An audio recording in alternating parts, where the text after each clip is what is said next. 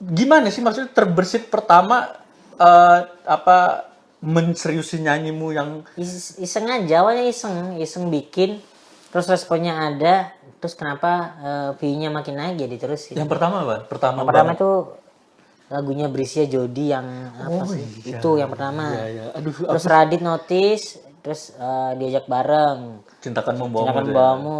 Terus akhirnya dari Meledak situ lagi tuh. meledak lagi. Dari kosong itu ya bikin terus. Akhirnya meledaknya di lagu kemarin. Dari lagu kemarin. Oh iya. Terus ketemu Anji, udah itu momenku dinyanyi di situ. Gokil. Ketemu Anji menghasilkan waktu itu nyanyi duet apa? Duet lagunya dia, laguku. Oh, lagumu. Yang Penyesalan, single pertama. oh duet itu sama Anji. Duet itu. Itu ada di platform-platform Banyak gitu. Bigo Live. Wah, Teman-teman, terima kasih yang sudah nonton video ini. Kali ini kita ngono kembali. Ngono sama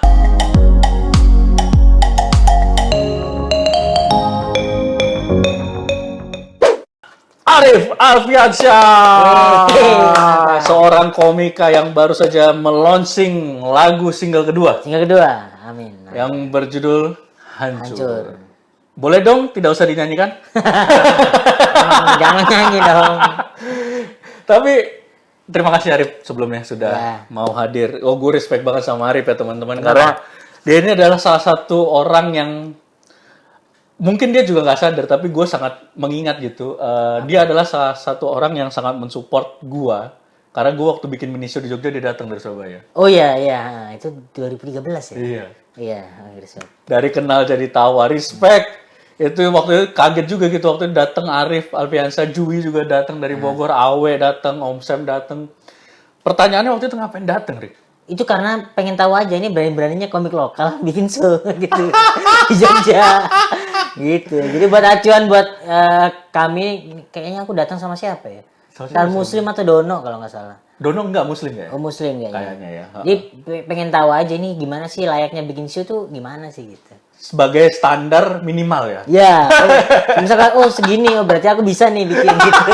Sebenarnya itu respect mah ya respect karena kayaknya pada waktu itu komik itu kayaknya komik lokal yang berani kan ya. Iya, nggak ada ya. Ya belum ada kan. Dulu adalah kami bertiga itu teman-teman kalau belum tahu ya. Nanti gue kasih posternya ini posternya di sini. Nanti ada editor gue bisa masukin. Jadi waktu itu pada masa itu yang bikin show spesial adalah orang-orang yang minimal pasti udah masuk suci ya. Betul. Iya kan? Pertama Panji, terus abis itu Ernest, G Pamungkas, ya kan? Kemal. Itu yang bikin tour, yang udah berani tour gitu. Nah, kalau yang pernah bikin show itu di Jakarta tuh Om Sam. Sebelum aku kayaknya Om Sam tuh kalau nggak salah.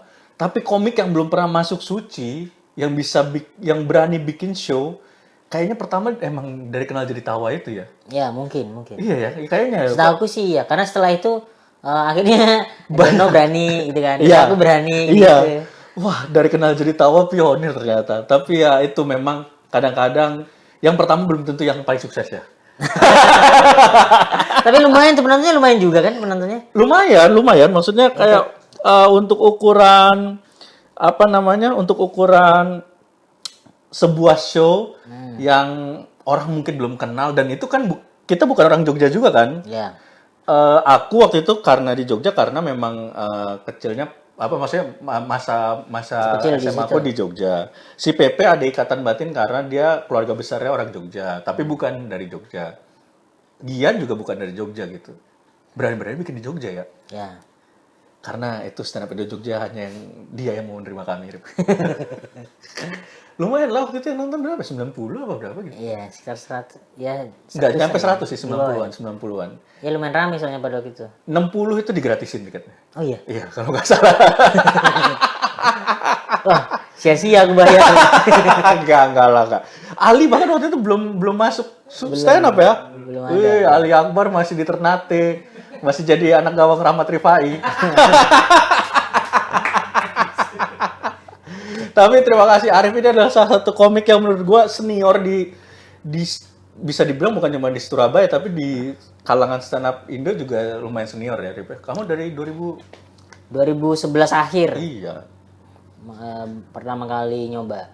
Dan Arif ini salah satu komika yang berani langsung bikin special show. Iya kan? Kamu bikin special show itu setelah Suci? Sebelum kan? Suci 2013. Iya, gila loh, termasuk dan berhasil loh. Yang nonton berapa? Little Icon ya? Ya itu like kan. Yang nonton tuh 255. 255, 255. Banyak, Yang coy. gratisnya 50. Banyak lah. 255 yang gratis 50 banyak. Yang 200 sponsor. Enggak. 50 itu undangan aja, emang sengaja undangan gitu. Yang 200 memang penonton. Emang penonton. Tapi gokil maksudnya. Nah, gue penasaran gitu jadinya, Rip. Dari waktu itu tuh kenapa keyakinan bikin spesial sendiri di saat memang yang apa bisa dibilang apa namanya belum banyak ya? Belum banyak pada waktu itu. Kenapa waktu itu kok pengen bikin spesial dan ternyata sukses itu tujuannya Pertama itu karena anak-anak yang nyuruh. Hmm. Gitu karena kan aku materi banyak, terus panggung-panggung itu aku nggak pernah ngambil gitu. Karena aku udah dapat hitungannya aku dapat Ernest, Mermele, dapat MDB, Merdeka dalam Bercanda kan opener kan. Nah, setelah itu tuh aku tidak mengambil panggung yang harusnya aku bisa tuh gitu ngambil itu karena hitungannya aku juga senior juga, lucu di waktu itu ya lucu. Cuman aku pengen memberikan kesempatan buat yang lain gitu. Terus anak-anak Rip, daripada nggak dapat panggung terus, bikinlah panggung sendiri anak-anak yang ini. Anak-anak stand up Surabaya. Iya, itu terus aku bilang kan aku diundang jadi gestarnya Sun ITS November. November atau Oktober ya? November. Terus akhirnya kalau memang ini rame dan aku pecah di sini, ya udah boleh dah gitu. Jadi persiapannya 1 bulan aja sebenarnya. Ternyata emang pecah. Pecah di situ. Dan jualan tiketnya termasuk mudah ya waktu itu. Maksudnya Susah banget. Susah banget karena menurutku strateginya tidak berjalan dengan baik. Karena mereka kan udah biasanya tuh aku yang ngurusin penjualannya gimana strateginya gitu kan. Terus karena aku jadi talent tuh disuruh berhenti di mau belakang. ngurusin produksi ya, biar fokus aja. Terus akhirnya seminggu sebelum aku tanya kan tiket aku berapa, udah persiapan aja materinya. Aduh nggak bisa nih aku harus ikut campur dalam ininya. Ternyata aku lihat hamin seminggu tuh kurang laku cuman 90. Panik dong. Iya. Orang tempat itu 400, 300 sekian lah. Panik kan. Anjing bangsat nih aku udah booking tempat ini. Terus apa yang salah? Terus ini ternyata beberapa part tidak berjalan dengan baik. Tidak berjalan sesuai dengan yang ku pengen gitu. Jadi aku yang jualan tiket akhirnya. Oh, mau jadi nggak mau. Mungkin penonton sesungguhnya adalah 110, 120. Selebihnya adalah teman-temanku nongkrong. WA, woi beli woi gitu. Ajak 3 orang dapat gratis 1. Tapi emang ya maksudnya semangat indie berarti ya. Nah ini yang gue mau angkat bahwa Arif ini nggak bisa dibohongi sampai sekarang semangat independennya tuh luar biasa. Rip, kamu itu. Apa contohnya apa? Contoh itu tadi Little Icon. Maksudnya kan itu spirit independen bahwa kamu harus ngurusin semuanya untuk kesuksesan sebuah sebuah karyamu gitu ya. Itu Little Icon contoh. Terus kedua bahkan sampai seindependen bikin praktek akupuntur kan? Oh, itu bukan bikin dong, memang kuliahku di situ kan. Iya, tapi maksudnya kan setelah itu kamu mencoba konsisten dengan terus aku akupuntur nih terus-terusan tetap melakukan gitu. Ya karena itu untuk bertahan dulu. Itu dulu sebelum stand up tuh kuliah sambil penghasilannya juga salah satunya dari situ gitu. Jadi ngambil pasien dulu masih dibayar 50 gitu kan satu pasien. Sekarang berapa? Sekarang terakhir tuh aku bukan dibayar, dikasih 500. Wih gokil. 5.000 per gara-garanya adalah aku main di kafe terus ada orang dia ngeluh sakit terus kutanya kan terus sakit udah berapa lama udah seminggu nih Rip gini waduh penyakit gini mah gampang gue bilang gitu kan. Kalau aku pun tuh bisa aman nih beneran. Jadi aku bawa kebetulan pas bawa jarum udah aku terus bayar berapa nggak usah nih aku udah nggak nyari duit situ. Passion. Ternyata yang aku puntur itu kan aku memang nggak kenal kan. Yang aku puntur itu dia pengusaha baju apa itu pokoknya lumayan omsetnya gede terus dikasih lah 500 itu ini bawa ini rezekimu enggak ini anjir kebanyakan ini enggak ini aku udah terima kasih banget nih gitu udah dibikin nyaman kayak gini udah. Dan itu tahun berapa tuh? Tahun ini. Oh tahun ini. Dia ini deket-deket pandemi ini. Tapi Setelah- orangnya setelah- masih hidup sampai sekarang? Masih hidup. Oh, masih hidup. Jadi bayaran tertinggi gue adalah 500. Wih. Kalau biasanya Normalnya. normalnya 250 Oh, 250 ya. Itu untuk treatment satu penyakit. satu kali ya. Per datang. Oh, per datang. Jadi, nah, ini agak-agak melebar dikit dulu sebelum kita yang tadi. Jadi akupuntur itu takaran bayaran per datang atau per datang dan per penyakit misalnya. Enggak per datang dong. Kita datang. Apapun penyakitnya ya datang yang diatasi apanya dulu ya itu udah itu. Oh, gitu. Nah, itu semangat independen bertahan hidup dengan akupuntur melaksanakan ilmu-ilmu di bangku kuliah. Ah, Terus setelah itu independennya lagi nyanyi. Nyanyi itu kan masuk aja masuk. Lause. Apa namanya? Menyanyi. Tar dulu, ditutup dulu biar. Oh ya. Inilah ini apa namanya? Syuting ngono tuh kayak gini santai. Action. Yoi. Yang ada di belakang layar kamera kita itu ada 1 juara 2 Suci 1X. Nah, ini wakil presiden stand up Indo loh. Gokil kan. Tim produksinya tuh lebih wah daripada yang di depan layar. Nah, tadi balik lagi apa namanya? Nyanyi. Itu kan independen banget gitu. Gimana sih maksudnya terbersit pertama apa menseriusi nyanyimu yang Iseng aja, awalnya iseng bikin, terus responnya ada, terus kenapa view-nya makin naik jadi terus. yang pertama apa? Yang pertama itu lagunya Brisia Jodi yang apa sih? iya. Itu yang pertama. Iya. Aduh, Terus Radit notice, terus diajak bareng. cintakan membawamu. Silakan tuh ya. bawamu. Terus akhirnya dari Meledak situ lagi tuh. meledak lagi. Dari kosong itu ya bikin terus. Akhirnya meledaknya di lagu kemarin. Dari lagu kemarin. Oh iya. Terus ketemu Anji, udah itu momenku dinyanyi di situ. Gokil. Ketemu Anji menghasilkan waktu itu nyanyi duet apa? Duet lagunya dia, laguku. Oh, lagumu. Yang Penyesalan, single pertama. oh duet itu sama Anji. Duet itu. Itu ada di platform-platform Banyak di YouTube. Bigo Live. Wah, Enggak, tapi maksudnya keren loh Arif ini. Mungkin dikira orang Arif ini apa sih nyanyi yang nggak serius gitu, suaranya jelek gitu. Itu emang benar. Cuman maksudnya dia bisa mengemas itu menjadi hal yang bahkan pernah sampai manggung kan, Rip? manggung dong. Di mall kan? Di mall, di klub Gila. Chelsea pada waktu itu klubnya. Chelsea fans. Waduh, saya tidak siap. Di bar, maksudnya di bar. Iya. Terjauh tuh di Ambon, terjauh aku main. Sampai ada callingan nyanyi di Ambon. Stand up-mu terjauh di mana? Sana terlalu timur, bagian timur. Iya, pokoknya paling jauh aja. Paling jauh timur tuh paling Manado. Kan kita KFC ya. Iya, KFC Megamas ya. Jauh Manado. Arah sana terjauh antara nggak tahu Medan sama Padang jauh mana tuh? Pokoknya Jauh Sumatera, Medan, ya. jauh Medan. Berarti Sumatera itu Medan, timur itu paling jauh. Kalau stand up Manado. Iya, Kalau nyanyi Ambon. Ini Ambon. Harusnya itu Papua juga, cuman karena pandemi di Papua harusnya. Gokil. Kalau nggak ada Papua lanjut tuh. Itu emang di Papua rencana nyanyi di hutan untuk membubarkan OPM ya? Enggak, memang nyanyi di klub-klub karena kita sebenarnya udah kontrak 4 klub, 4 bar gitu. Itu roadshow sama So, harusnya dari rokok atau apa? enggak, memang barnya itu. Oh, barnya. Oh, dia Satu punya manajemen, oke. dia punya 4 tempat. Dia di timur. Kalau itu sukses katanya akan harusnya ya. Kalau tempatnya sukses baru diturin di Sulawesi yang dia punya gitu. Cuman karena pandemi enggak. Itulah bagaimana Tuhan menyelamatkan Indonesia Timur ya dalam mengadakan pandemi. Tapi iya bentar deh, gue bingung dari. Aku bingung maksudnya ini.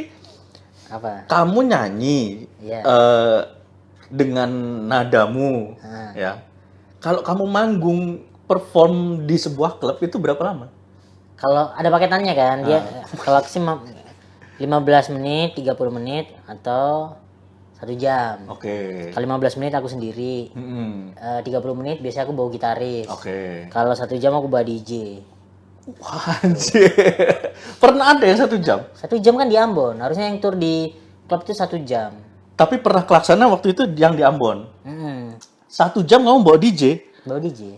songlistnya gimana? Yang ada aku bikin songlistnya, jadi nyanyi satu, terus formulanya gini sebenarnya gini, nyanyi satu, orang pada apa? Bereaksi, ya. Bereaksi kan emosi semua kan. Ya udah kalau nggak mau nyanyi kita nyanyi bareng gitu. Akhirnya kayak ini ya, mungkin konsepnya kayak Om Leo berkaraoke. Oke. Cuman bedanya aku turun ke bawah. Om Leo kan di atas. Oh iya. Nah itu iya, enggak, iya. aku mensupport orang-orang yang tidak pede dengan nyanyi, aku suruh nyanyi dengan aku support. Keren loh itu. Maksudnya konsepnya keren loh. Tapi dijual, coba lagi deh jual. Maksudnya itu konsep keren deh, serius. Belum karena belum bisa gitu. Karena Kalau ini ya akan kumulai lagi. Karena pada waktu di Ambon itu sampai yang ngurus ini apa pengawasnya apa sih? Penanggung jawabnya di situ itu kaget. Karena Kenapa? Ya karena jadinya ngebikin satu klub itu akhirnya ngikut aku gitu. wow, Bener-bener kayak nyanyi, aku suruh nyanyi, aku todong nyanyi. Terus semua awalnya tuh orang kan pasti aku todong kan malu kan, soalnya jelek. Enggak, aku support aja, gitu. aku lebih jelek loh. Sampai akhirnya di situ tuh gara-gara nggak tahu ya apa mungkin di klub itu ada saweran, jadi disawer sampai 2 juta sekian disawer. Sawerannya doang. Jadi sampai orang-orang tuh mas ini mas. Jadi awalnya tuh kan malu-malu orang satu, terus ada satu berani, ternyata kok kayaknya nggak apa-apa ya. Terus akhirnya ngikut semua, jadi satu klub itu semuanya nyanyi, tidak ada yang main handphone, nggak ada yang ini, jadi main. Karena aku bilang kan, ngapain di sini? Misalnya di sini tuh tempat kalian tuh happy meluangkan apa yang dikerjain, ngapain kalau suntuk ngapain di sini? Ayo kita seneng bareng, gitu terus. Kayak orasi gitu awalnya. Terus akhirnya mau sampai orangnya manggil kayak mas sini mas, lagu ini dong. Biasa langsung dikasih 200, langsung ke DJ-nya lagu ini, langsung dibikin. Langsung dibacain. Aduh. Tapi keren loh. Nah ini yang apa ya? Gue sangat salutnya Arif lagi adalah otak kreatifnya tuh ada aja loh. Ini nggak bisa dibilang kebetulan, nggak bisa dibilang asal-asalan ya teman-teman. Karena kalau kita lihat track record karya Arif itu semua yang sudah gue yakin itu dari buah pemikiran bikin apa gitu, ya kan sih? Nggak tahu, karena aku lihat kalau yang karaoke itu kan dia maunya sejam, terus aku mikir kenapa ya. Nah sebelumnya aku ngeliat Om Leo ngeliat ini, jadi kan kita diajarkan ATM kan, amati tiru meditasi yang dilakukan Om Leo dan beberapa teman-teman yang karaoke dia di atas gitu. Kok nggak ada yang ke bawah ya untuk ngajak biar support bahwa bisa gitu. Ya udah akhirnya nge-twist, iya itu keren loh, keren, beneran keren itu. Jadi yang di panggung hanya DJ-nya doang yang gini-gini terus nah aku benar-benar ke bawah, nodong meja siapa nih, kayak misalnya ada meja yang kayaknya nggak ke kita deh, misalnya nggak disamperin justru santengin saya tahu. Jadi semua orang malah kusuruh ke fokus ke dia semua, ayo nyanyi gitu semuanya gitu. Kusuruh di meja itu agar meja itu berani gitu. Kan bisa ada beberapa orang yang di tempat-tempat gitu kan diem, ada yang ngerokok gitu. Nah itu kupaksa gimana kan semua meja harus ngikutin flow ini.